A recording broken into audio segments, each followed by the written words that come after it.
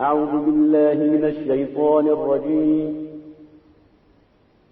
بسم الله الرحمن الرحيم. حتى إذا استيأس الرسل وظنوا أنهم قد كذبوا جاءهم نصرنا